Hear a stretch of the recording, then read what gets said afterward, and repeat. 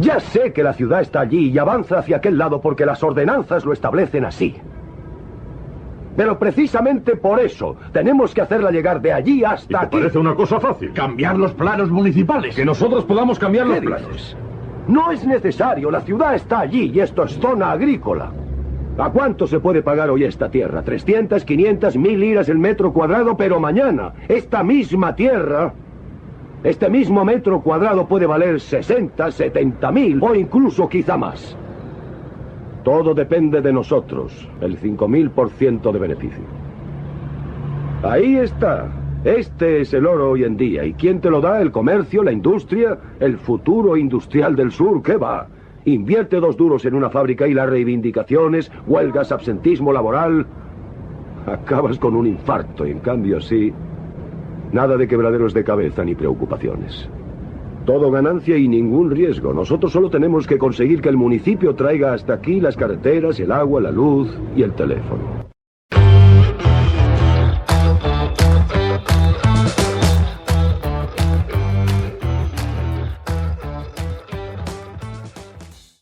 Hola, bienvenidas una vez más a Las Voces sobre la Ciudad, el mejor podcast con el peor audio.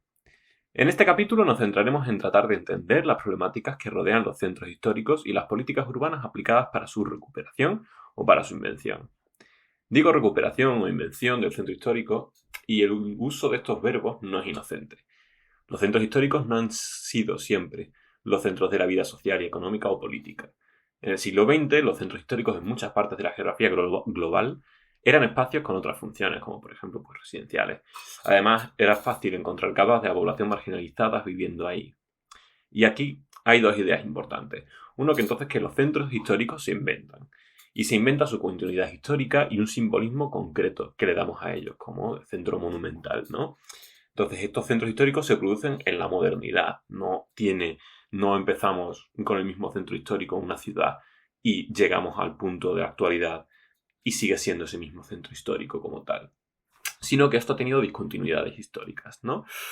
Entonces, se inventan, claro, en el marco dentro de unos cambios productivos y de reorganización de los sistemas urbanos, y también viene aparejado una serie de factores políticos que dan paso a esa invención del centro histórico, como el centro monumental, donde hay estatuas, hay iglesias, hay cosas que se recuperan, hay patrimonio que dan un significado al espacio urbano supuestamente central de las ciudades en la actualidad.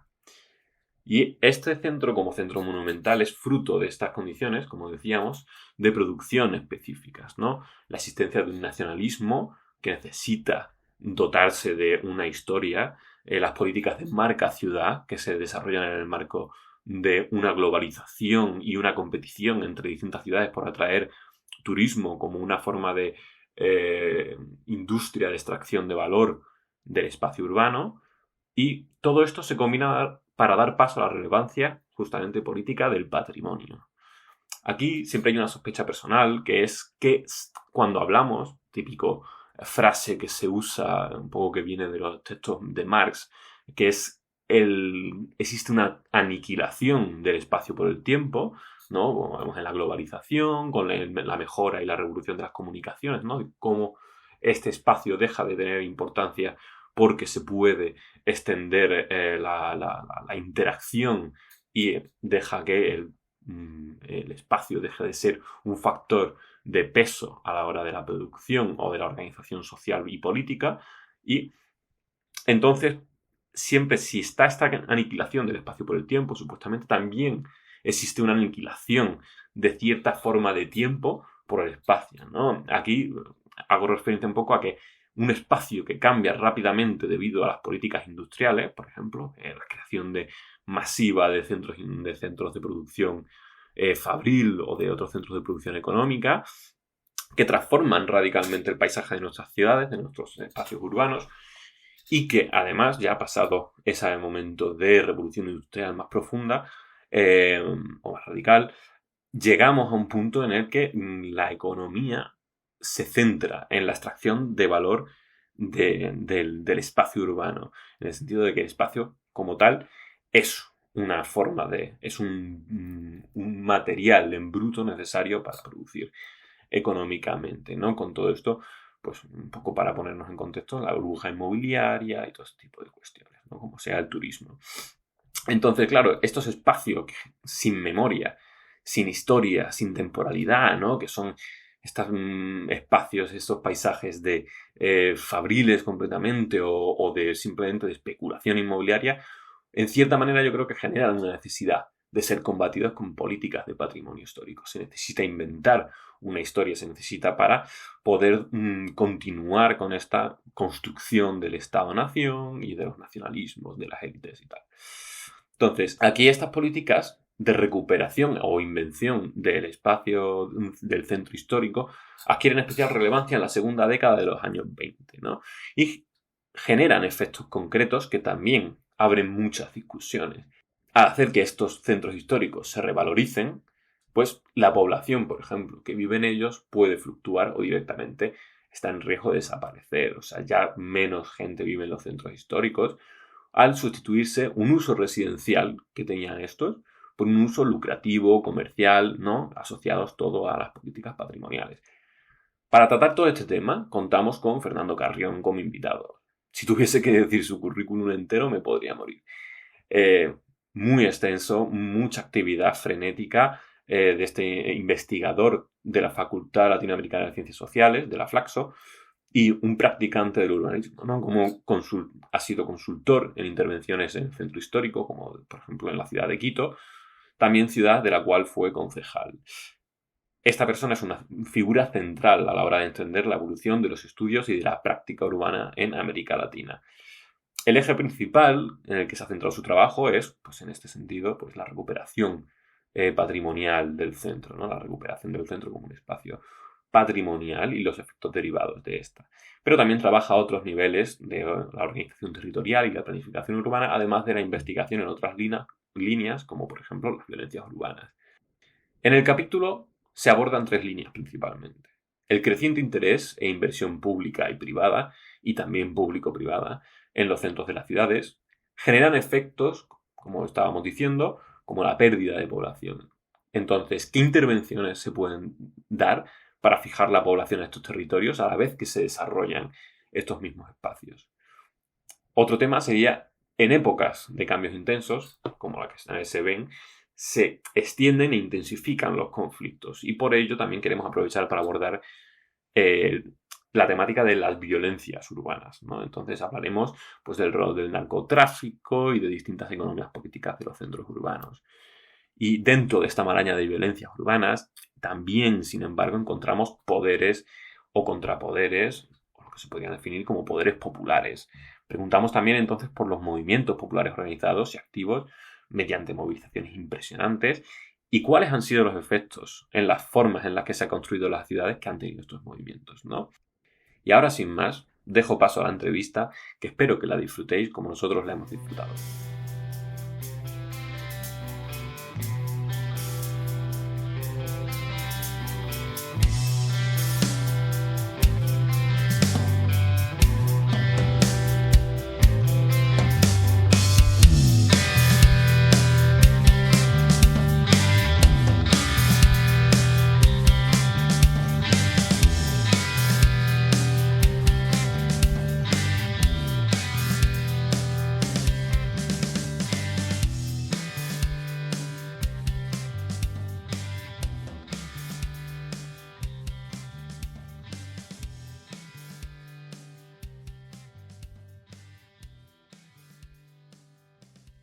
Bueno, Fernando, para empezar, nos gustaría saber qué participación has tenido como urbanista o como político en la rehabilitación del Centro Histórico de Quito, o más bien qué problemáticas en concreto encontraste en Quito, en la ciudad. ¿Y cómo las enfrentaste, no? A ver, dos cosas. Yo dirigí la planificación de la ciudad a fines de la década de los años 80, cuando el centro histórico no estaba dentro de la ciudad. Un poco en la óptica esta de que es un conjunto monumental y que se explica por sí mismo. Y entonces ahí decidimos asumir directamente un plan especial inscrito dentro de la ciudad. Y fue un plan que ha tenido mucha vigencia en la ciudad. Sí, una experiencia muy interesante. Desgraciadamente, después se desarticuló ese plan con la presencia de la inversión principalmente internacional, por ejemplo, del Banco Interamericano de Desarrollo, que del banco de proyectos que tenía ese plan seleccionó los que le interesaban y eso generó una desarticulación del plan. Entonces esa fue una primera parte. Una segunda, cuando yo fui concejal del municipio de Quito, yo presidí la Comisión de Áreas Históricas. Entonces en esa perspectiva se hizo la primera ordenanza general del desarrollo urbano del centro histórico, que fue una experiencia muy interesante. Y recién ahora, que deben ser unos 15 años después, hacen una reforma relativamente importante esa ordenanza. Creo que esas dos cosas han sido muy buenas porque se produjeron dos momentos históricos, uno de quiebre de la concepción del patrimonio desde la perspectiva de la conservación a introducir una lógica más urbana de la problemática. Y el otro es tratar de enfrentar la lógica del mercado desde una perspectiva un poco más regulatoria. Y esa fue básicamente la lógica esta que estaba detrás de la ordenanza. ¿Y qué diagnóstico teníais del centro histórico a nivel de, por ejemplo, despoblamiento, deterioro del espacio físico? Ya se empezaba a vivir el despoblamiento. Los datos que tengo más o menos en el año 2000 fueron 55.000 personas y en el 2020 se llegó a cerca de 30.000. Es decir, es una reducción casi de la mitad, es una reducción importante. El dato que tengo es que es una tasa anual de 2.6 de población que se va perdiendo, o sea, una urbanización negativa. Entonces eso ha sido muy fuerte, muy complejo, porque esos espacios que la gente va dejando de residencia empiezan a ser copados, en unos casos, por ejemplo, con bodegas para el comercio ambulante, y en otros casos con la presencia de capitales relativamente importantes vinculados al turismo para hacer hoteles, cafeterías, etcétera, dentro de la lógica esta de la boutique. Y ahí mismo están los museos, están los centros culturales, que han tenido un peso relativamente grande en el centro histórico. ¿Y aplicasteis alguna política para intentar fijar la población o para atraer población al centro histórico? A ver, tuvimos un acuerdo de cooperación muy interesante con la Junta de Andalucía de España. Sí. Que fue muy interesante porque hubo dos cosas con ellos. Uno, primero, una casa emblemática que se llama la Casa de los Siete Patios, donde ellos plantearon por primera vez dentro de una política municipal la posibilidad del arriendo. Entonces, propiedad municipal, pero arrendada. Y eso me parece que fue muy interesante. Bueno, es una política que trajeron desde Cádiz. Desde Sevilla. ¿Y desde qué? Desde Cádiz. Se ensayó en primer lugar en Cádiz. Exactamente. Y entonces fue muy interesante porque el deterioro de la casa había sido producida por el hacinamiento de la cantidad de personas que estaban ahí. Y los propietarios de la Casa de los Siete Patios no les interesaba hacer ninguna inversión. Entonces, ¿qué es lo que hizo el municipio? Expropió eso y entregó en arriendo. Con lo cual el municipio se encarga del mantenimiento con el propio arriendo que está. Con lo cual se tiene una política social interesante y una política patrimonial también interesante. Entonces ese proyecto fue bueno por eso. Y el segundo fue un proyecto que está ubicado en una calle que se llama la calle Caldas, donde se intentó más bien el regreso de sectores medios de la población y con un tipo de vivienda más bien unifamiliar, etcétera, etcétera. Ese tuvo menos éxito, pero de todas maneras fue bastante significativa para que las mutualistas que existen en el Ecuador puedan seguir un poco esa línea.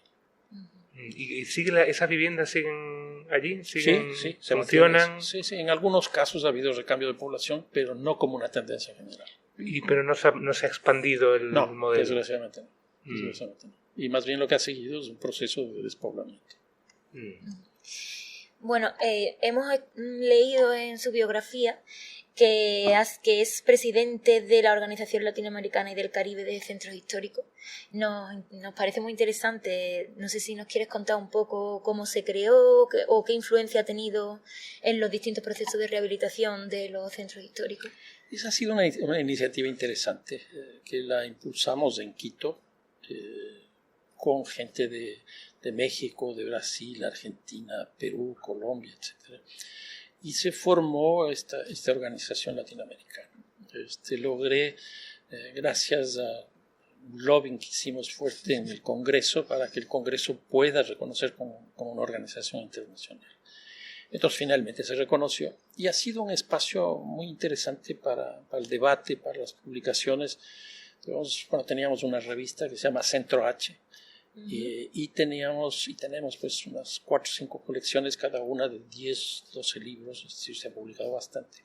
Y muchas reuniones, con lo cual ha circulado la información, ha circulado la experiencia y hemos tenido gente que hemos estado en esta organización pues asistiendo precios básicamente de costo de asistencia técnica. Y cuando digo costo es básicamente pasajes y estadías, sin rentas de honorarios, porque como somos de alguna manera funcionarios de las municipalidades o de las universidades, está garantizado nuestros sueldos. Y entonces, yo creo que ha sido una cooperación horizontal muy interesante. Y en esa organización, por ejemplo, estaba, por ejemplo, René Coulomb, ¿no? Sí, claro. Por ejemplo, que él estuvo muy implicado en la rehabilitación del Centro Histórico de Ciudad de México. No sé si la oficina del historiador de La Habana Vieja. ¿Hubo alguna... la organización sirvió para transmitir de alguna manera alguna línea en común, ¿no? Para consensuar, porque son personas que han estado implicadas en los procesos reales? ¿Ha servido para transmitir algún tipo de políticas en común o de proyecto en común, ¿no? O de planteamiento en común sobre los centros históricos? Sí. Por ejemplo, con René Coulomb, cuando estuvo en el Centro Histórico de Ciudad de México, él tenía un puesto muy significativo, con importantes recursos económicos incluso, ¿no? Y entonces ahí tuvimos conversaciones importantes sobre el BID, porque ellos también lograron adquirir un crédito frente al BID, y con la experiencia nuestra, pues él logró una realidad mucho mejor que la nuestra.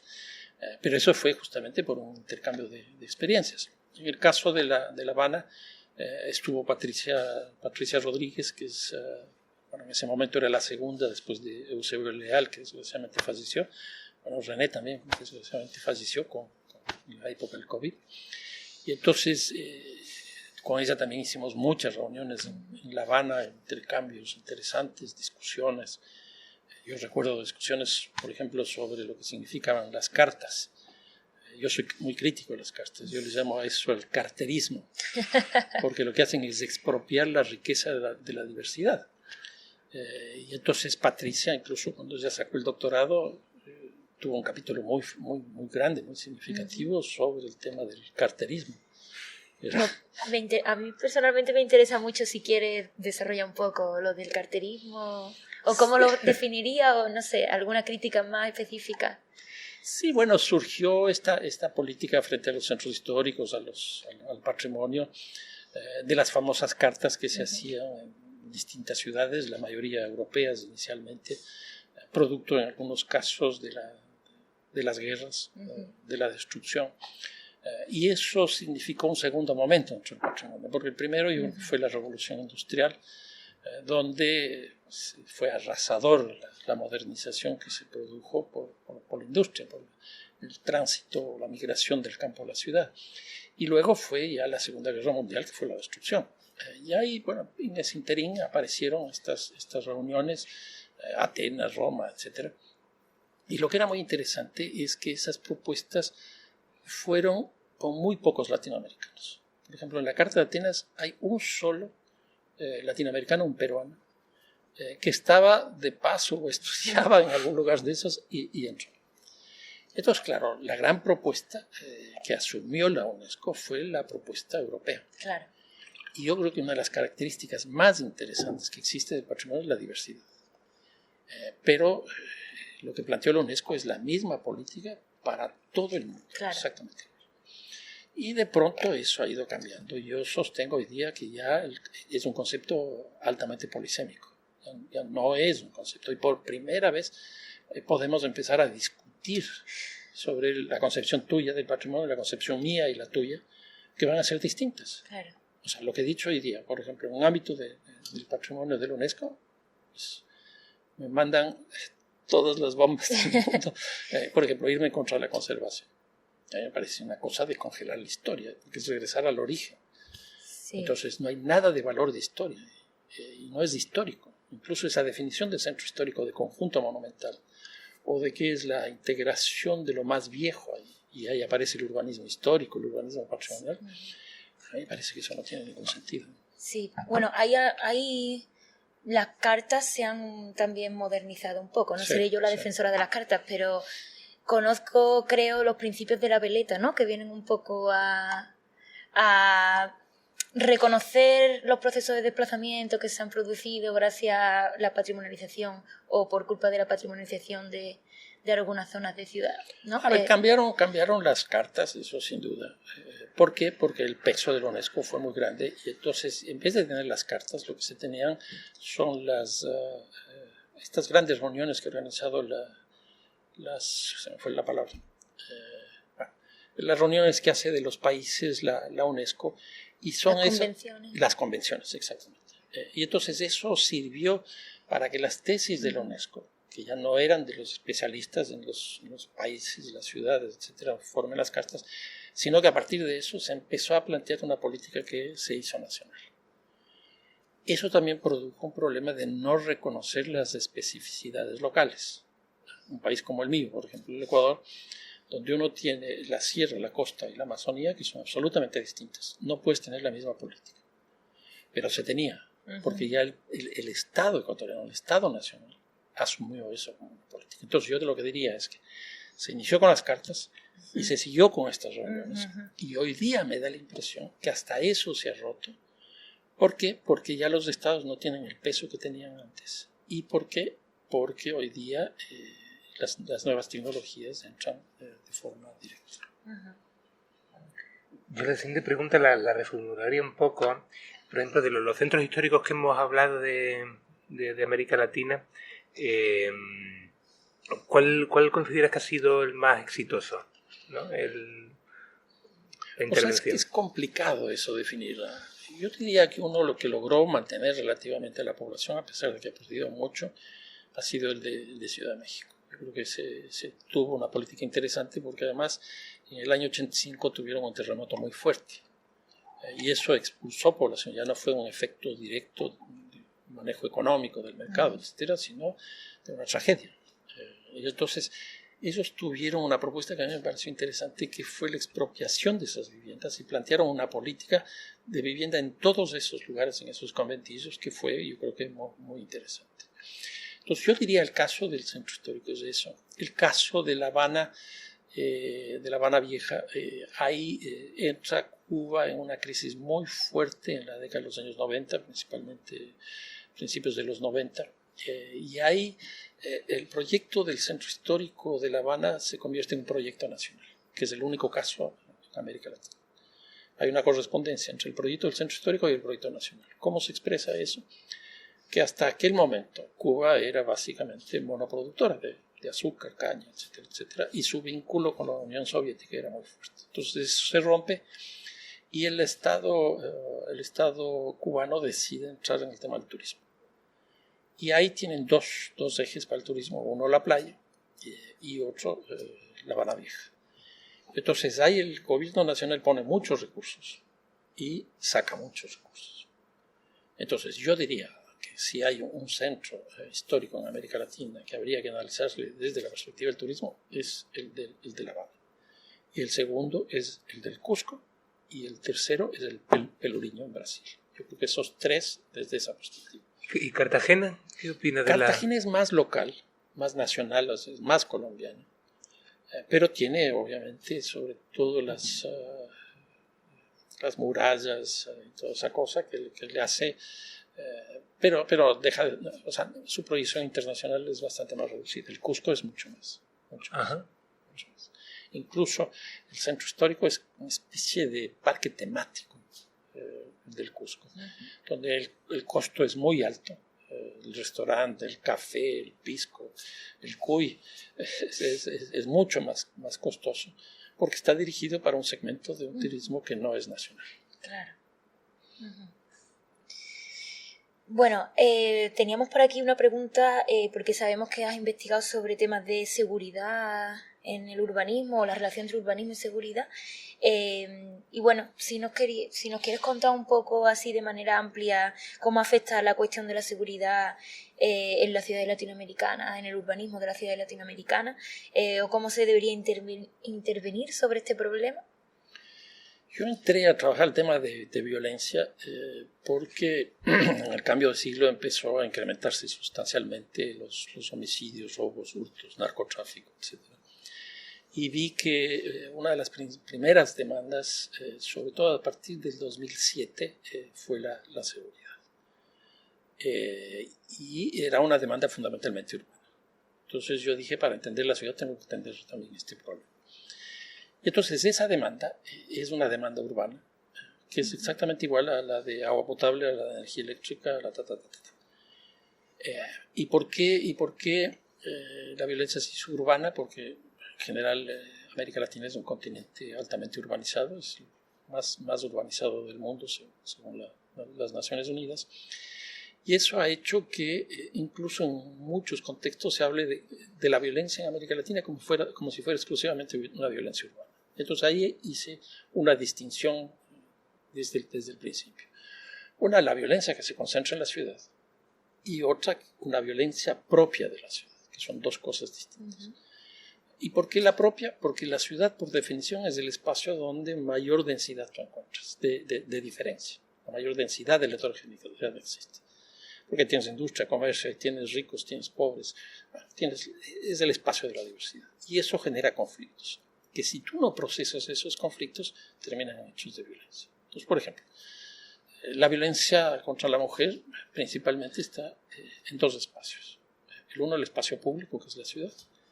Hay un autor catalán, Jordi Borja, que plantea directamente que la ciudad es el espacio público. Y entonces eso hace que ese tipo de delito, ese tipo de violencia, sea urbano. Pero, por ejemplo, también la violencia intrafamiliar es dentro del espacio doméstico. Entonces, la violencia de género yo creo que es fundamentalmente urbana. Frente a eso, como hay las desigualdades dentro de las ciudades, por esta idea de la heterogeneidad, robos y hurtos también. En el caso del campo, las violencias son mucho más vinculadas a las tradiciones, mucho más vinculadas a un tipo de propiedad de la que existe en las ciudades. Ahora, lo que se ha ocurrido es que desde que se aplicó el Plan Colombia, en Colombia, que fue un plan antinarcóticos principalmente, que eso empieza a operar, se firma el convenio en el año 99, que empieza a operar con fuerza a partir del año 2003. Gran parte de los procesos de la producción de la cocaína se va hacia otros países. Uh-huh. Y ahí empieza a generalizarse eso. Y desde el 2008-2010, con la crisis de las hipotecas aquí en Europa y en los Estados Unidos, uno de los sectores que más se ve golpeado es el sector del narcotráfico, porque ese es un sector donde se lava. Entonces eso reestructura la lógica de los grandes carteles y empiezan a operar los grandes carteles como holdings. Y estos holdings lo que hacen es articular, por ejemplo, el cartel de Sinaloa, articular carteles de 51 países, porque operan en 51 países del mundo, con grupos locales, con grupos de tal, por donde va la droga, etcétera, etcétera. Y entonces eso hace que hoy día estemos hablando de una red global del crimen. Ya esa definición del crimen organizado ya no tiene sentido. Y casi todo eso es urbano. ¿Dónde lavas los recursos? En la ciudad. Que es esto que te digo del sector inmobiliario. Uno de los sectores que también lava con mucha fuerza y mucho más en Europa es el sector turismo. ¿Y por qué eso? Porque tiene una altísima rotación de capital. Entonces tú lavas en las ciudades, tú consumes en la ciudad porque hay mayor cantidad de gente y donde produces mayor intercambio en la ciudad. Entonces ahí tienes tres tipos de violencia que están en las ciudades. Uno, lo que es la violencia común, es robo, hurto. Otro, la violencia de los mercados ilegales, que es básicamente narcotráfico. Y la tercera, que es la violencia discriminatoria, que ahí tienes la violencia de género, la violencia étnica, racial, la violencia xenófoba, etc. Me parece muy interesante esa idea de pensar los cárteles de la droga como agente urbanizador, ¿no? O sea, eso es clarísimo. Es clarísimo. Por lo menos, yo te diría en América Latina. Ahora, ¿qué es lo que tú ves cuando haces un análisis de una especie de economía política del narcotráfico? Los países que producen la cocaína se queda más o menos del 1%. O sea, en Colombia se queda el 1%. Los países de tránsito, más o menos entre el 24 y el 25%. Y en los países de consumo, el 75%. Entonces, por ejemplo, los Estados Unidos, que es el principal consumidor de cocaína, se queda el 75%. ¿Y en los Estados Unidos qué se hace? Lo que se hace es lo que se llama la guerra a las drogas, que fue la política que hizo Nixon hace ya 54 años, que es básicamente la política de contracción de la producción. Y en el único periodo que se rompe esa lógica en los Estados Unidos fue la presidencia de Obama, que le dio prioridad no a la producción, sino al consumo. En otras palabras, al 75% de los recursos que se quedan en los Estados Unidos. Y logró bajar el 18% del consumo en los Estados Unidos. Y eso fue muy bueno para los Estados Unidos, pero muy malo para América Latina, porque el segundo país de consumo de cocaína en el mundo, y primero de crack en el mundo, es Brasil. Y luego está Argentina y toda América Latina, que no consumía, desde el año 2010 empieza a consumir. Y bueno, en Europa hoy día marihuana. Entonces, la producción que no pueden sacar en Estados Unidos se redistribuye a nivel local, entonces. Sí, claro. Sí. Bueno, hay una pregunta que surgió ahí de última hora también, como dándole vueltas a la cuestión del urbanismo y a agentes que no son los convencionales dentro de la producción de ciudad, al menos dentro de los análisis urbanos. La cuestión de las movilizaciones, de la protesta, pensando en Quito además concretamente, en los ciclos de movilización que ha habido, bueno, muchos, ¿no?, en las últimas décadas, en las últimas 2 décadas, en el caso de Ecuador. Bueno, ¿de qué manera la movilización, la protesta, las organizaciones populares bueno, han construido también ciudad, en el caso de Quito, han resignificado espacios concretos? Sí, también pensando en lo patrimonial. Pensando en la centralidad también. Sí. O sea, yo creo que bastante. Y uno podría plantear quizás dos espacios de movilización. Uno, propiamente los movimientos urbano-populares, que han reivindicado los servicios, las infraestructuras, ciudad potable, transporte y la propia vivienda, que han obligado a que los estados correspondientes, a través de sus municipios o directamente, tengan que hacer políticas frente a eso. Yo creo que una de las oleadas más importantes en América Latina de reforma del Estado fue la descentralización. Y la descentralización surgió por la incapacidad de los estados de enfrentar estos procesos, estas demandas, esta gran movilización urbana popular. Y entonces muchas de esas reivindicaciones cayeron en los municipios, que empezaron a tener más competencias y más recursos.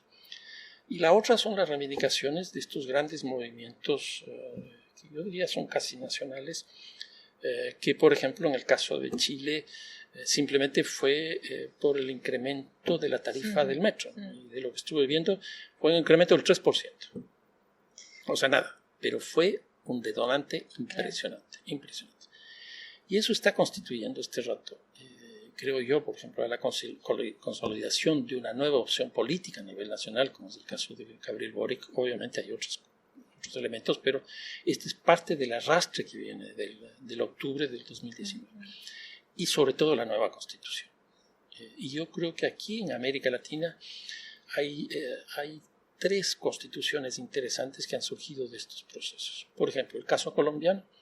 El actual presidente que acaba de ser electo, Gustavo Petro, él fue militante del M-19, que entró en un proceso de paz. Y ese proceso de paz estableció la necesidad de un acuerdo político de construir una nueva constitución, que fue la Constitución del año 91, que fue presidido por 3 personas, no por una, donde estaba el secuestrador, el secuestrado y el garante de eso. Y el M-19 fue uno de los elementos principales. Y es una de las constituciones que tienen más legitimidad en América Latina. La segunda, que es un poco anterior, es la de Brasil del año 88, donde, por ejemplo, aparece el derecho a la ciudad, muy distante a lo que existía en los debates llamados franceses de Lefebvre o de Harvey en los Estados Unidos, en Europa, porque fue una cosa desde lo popular. Y es reconocido bajo el movimiento urbano popular. Y es, yo también diría, una de las constituciones más interesantes que hay. Y luego vienen las otras, yo diría la del caso del Ecuador, la del caso de Bolivia, donde hay incluso mucha influencia española. Y yo creo que ha sido muy interesante porque en esos casos he planteado la perspectiva de los estados autonómicos, que es la experiencia que ustedes han tenido acá en la Constitución española. Y hay, claro, se ha profundizado esa cuestión, sobre todo en Bolivia y en Ecuador, por la cuestión plurinacional, que ustedes también la tienen acá. Y creo que una de las cuestiones más interesantes de la Constitución española es el reconocimiento de la diversidad. O sea, tú no puedes tener una descentralización para todo el país, sino que tiene que haber una diversidad. Entonces, la de Cataluña es distinta al País Vasco y así sucesivamente. Entonces, eso ha sido asumido también por estas constituciones que han surgido también de movimientos. O sea, lo que ocurrió en Chile pues, generó un cambio pero brutal. Hoy día, por ejemplo, la alcaldesa de Santiago es comunista. O sea, impensable. El presidente es un estudiante, tiene 36 años además, y que viene de las luchas. Entonces yo sí creo que en América Latina está presente. Ahora, en muchas de estas reivindicaciones últimas, el tema de la decolonialidad es muy fuerte. A mí me parece que Cristóbal Colón ya no puede salir de su casa. Y cuando digo eso, en los Estados Unidos, en Canadá, sí. En Colombia, en Bogotá, al fundador de la ciudad de Bogotá lo sacaron, estatua. En Cali hicieron lo mismo. En el Ecuador, la reina Isabel II también no ha pasado buenos días. y yo creo que hoy día, por ejemplo, hay una redefinición de la nomenclatura. Las calles están cambiando. Entonces hay un movimiento muy fuerte en esa perspectiva y todo eso viene de la mano de estos movimientos decoloniales. Claro, eso también está relacionado con cuando se elige o cuando se decide qué es lo patrimonial y qué no, ¿no? Como nos contabas antes, ¿no? Sí, claro. O sea, yo creo la que perspectiva decolonial también hay. Ese tema está muy presente. Está muy presente, lo cual empieza a romper esa lógica que planteaba del Estado y las élites. Entonces, lo único patrimonial son los monumentos, etcétera, lo que me representa a mí. Pero hoy día ya no puedes hacer eso. Bueno, Fernando, para acabar, en cada capítulo, el anterior invitado deja una pregunta para el siguiente invitado. El anterior fue Pepe del Amo, que ha escrito un libro sobre el problema de las casas de apuestas. No sé si se puede trasladar a América Latina. No sé. No, creo que no. Bueno, el surgimiento de casas de apuestas en barrios populares y cómo eso afecta a la forma de tener ocio, de relacionarse aquí, al menos en España. Y nos ha dejado una pregunta que, bueno, a la hora de remodelar la ciudad o de intervenir en las ciudades, las contradicciones entre mejorar el espacio urbano para la vida de los habitantes, pero a la vez también es de cara al turismo, ¿no? Y cómo se superan esas contradicciones, ¿no? ¿Tú lo entiendes así? Sí, bueno, básicamente la idea tiene mucho que ver con lo que hemos estado hablando sí. sobre Quito. De qué manera se puede ¿no? realizar o qué contradicciones ves en la manera en la que se invierte en determinados espacios. Quizás con buenas intenciones. Que con buenas intenciones a veces se realizan ese tipo de intervenciones y eso al final acaba sirviendo para la mercantilización del espacio o para atraer una vertiente turística y no tanto para la población, ¿no? Como si ves esa contradicción, si has visto esa contradicción. A ver, yo lo que les diría es que sí hay en ciertos lugares el tema de apuestas, por decirlo de alguna manera. Por ejemplo, en Río de Janeiro. Río de Janeiro ahí incluso está asociado con el lavado de narcóticos. Y en los barrios tienen una especie de lotería que juegan con números. Y eso es manejado, llamémoslo así, por los caciques de los barrios. Y mueven muchísimos recursos, que no solo sirven para que la gente que maneja esto obtenga esos recursos y lave los recursos, sino también para legitimar un tipo de organización y legitimar un tipo de intervención en las favelas. Entonces yo diría que el caso de Río de Janeiro es el más patético y el más claro respecto de esto. En el resto yo diría, por ejemplo, en el fútbol sí. Yo escribo muchas cosas de fútbol y ahora ha entrado con mucha fuerza el tema de las... Sí, aquí también. Y atrás de eso viene corrupción. Porque hoy día la apuesta en el fútbol no solo es la apuesta del resultado, sino que en tal minuto puede haber una expulsión, en tal minuto puede haber un gol, en tal minuto puede haber un córner, etc. Y todo eso se hace con negociaciones que modifican sustancialmente el fútbol. Yo creo que eso ya llegó a América Latina. Nosotros no teníamos eso en América Latina, pero hoy día sí. Y si ya entra el fútbol, ya empieza a regarse por toda la sociedad. Ahora, así explícitamente, en acciones urbanas, de lo que conozco en América Latina, no vería de forma explícita que haya intervención de este tipo de líneas. Entonces, yo no descartaría que pueda haber una alianza propiamente del narcotráfico para lavado, pero también con estas otras redes de apuestas, porque de alguna manera están contaminadas y son buenos mecanismos para lavar, porque tienen alta rotación de capital. Claro. Y porque esconden mucho los actores explícitos. Entonces yo no descartaría que haya una cosa de ese tipo. Por ejemplo, en Italia, ahí hay hoy día es un alcalde de una ciudad del sur que es un buen amigo, Forgione, que él estudió la 'ndrangheta en general en el mundo. Está presente en 36 países.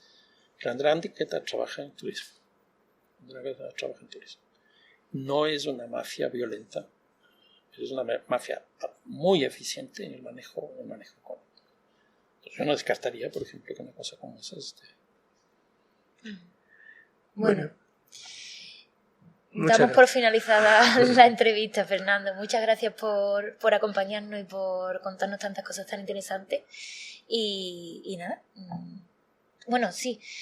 Si quieres dejar una pregunta para la próxima persona invitada, todavía no sabemos quién va a ser. No. Pero algo así que le interese, del tema que investiga, o una pregunta que tenga. ¿Es sobre estudios urbanos? O sea, yo creo que lo que ha entrado con mucha fuerza en general en el mundo y en particular en América Latina es la lógica del mercado. Con mucha fuerza.